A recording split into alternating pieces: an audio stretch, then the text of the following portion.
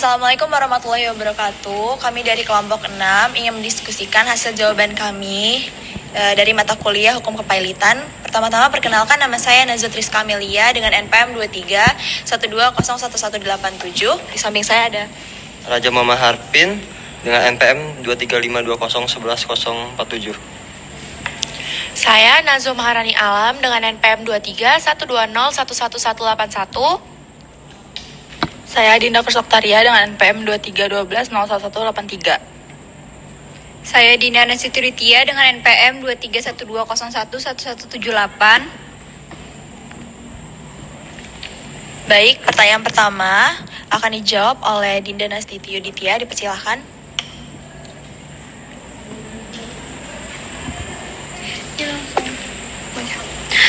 Kronologi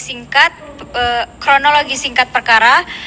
Permohonan PKPU diajukan oleh PT Mitra Buana Corporindo terhadap PT Garuda Indonesia Persero Tbk pada tanggal 22 Oktober 2021 dan didaftarkan di Pengadilan Niaga Jakarta Pusat. Selanjutnya pada tanggal 9 Desember 2021, Majelis Hakim mengabulkan permohonan tersebut dan menetapkan PKPU sementara selama 44 hari. Dalam putusan tersebut juga ditunjuk seorang hakim pengawas serta tim pengurus yang terdiri dari beberapa kurator untuk mengawasi jalannya proses PKPU. Dalam masa PKPU sementara dilakukan berbagai tahapan seperti penetapan jadwal rapat kreditor, pengajuan dan verifikasi tagihan, serta rapat kreditor pertama yang dilaksanakan pada tanggal 21 Desember 2021. Berdasarkan hasil rapat kreditor, pada tanggal 21 Januari 2002 ditetapkan PKPU tetap selama 60 hari. Selanjutnya PKPU tersebut mengalami perpanjangan sebanyak 2 kali, yaitu 60 hari 21 Maret sampai 20 Mei 2022 dan 30 hari 20 Mei sampai 20 Juni 2022 guna memberikan waktu tambahan bagi debitor dan kreditor untuk menyelesaikan negosiasi dan memutuskan rencana perdamaian.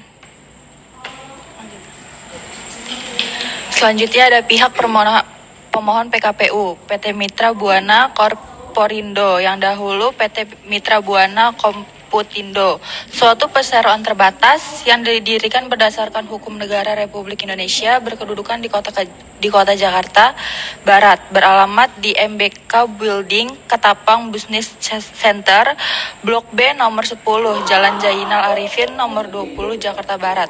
Dalam hal ini diwakili oleh Natalia Gozali dalam kedudukannya selaku direktur.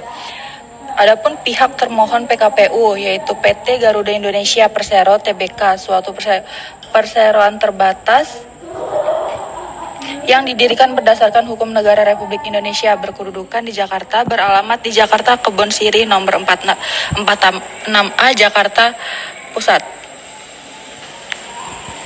Baik, selanjutnya alasan permohonan PKPU. Permohonan PKPU diajukan karena PT Garuda Indonesia Persero memiliki utang yang telah jatuh tempo dan ditagih oleh kreditor. Selain itu, kondisi keuangan perusahaan mengalami tekanan yang signifikan, terutama akibat dampak pandemi COVID-19 terhadap sektor penerbangan dalam putusan.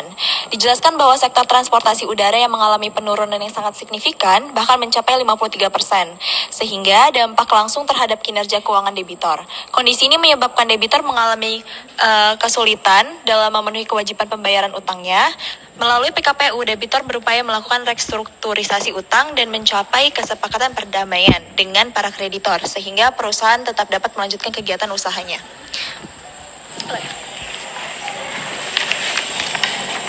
Selanjutnya, putusan Hakim PN tentang permohonan PKPU dan analisis putusan. Majelis Hakim dalam perkara ini memutuskan untuk mengabulkan permohonan PKPU dan memberikan status PKPU kepada debitor, baik dalam bentuk PKPU sementara maupun PKPU tetap. Selain itu, Majelis Hakim juga menunjuk hakim pengawas dan tim pengurus untuk mengawasi serta mengelola proses PKPU. Putusan ini menunjukkan bahwa Majelis Hakim lebih mengedepankan upaya penyelamatan perusahaan dibandingkan dengan langsung menjatuhkan putusan pilot. Hal ini sejalan dengan tujuan PKPU sebagai sarana untuk mencapai perdamaian antara debitor dan kreditor. Dari segi analisis, putusan ini mencerminkan penerapan prinsip musyawarah dalam penyelesaian utang, di mana kreditor dilibatkan secara aktif melalui rapat kreditor dan mekanisme voting. Selain itu, keberadaan tim pengurus juga menjadi penting dalam memastikan transparansi, dan akuntabilitas dalam proses verifikasi utang dan negosiasi. Selanjutnya, adanya tata cara proses PKPU sementara dan tetap. Dalam perkara ini, proses PKPU berjalan sesuai tahapan yang diatur dalam hukum, dimulai dari PKPU sementara hingga PKPU tetap. Pada tahap PKPU sementara, pengadilan menetapkan status PKPU dan menunjuk hakim pengawas serta tim pengurus. Selanjutnya dilakukan pengumuman kepada kreditor, pengajuan tagihan, serta pelaksanaan rapat kreditor pertama. Setelah itu, berdasarkan persetujuan kreditor, PKPU ditingkatkan menjadi PKPU tetap. Dalam tahap ini dilakukan negosiasi intensif antara debitur dan kreditor. Verifikasi lanjutan terhadap tagihan serta pembahasan rencana perdamaian. Apabila diperlukan, PKPU tetap dapat diperpanjang sebagaimana terjadi dalam perkara ini. Tujuan akhir dari seluruh proses PKPU adalah tercapainya perdamaian yang kemudian disahkan melalui putusan homologasi. Baik, sekian diskusi kami pada hari ini. Terima kasih. Wassalamualaikum warahmatullahi wabarakatuh.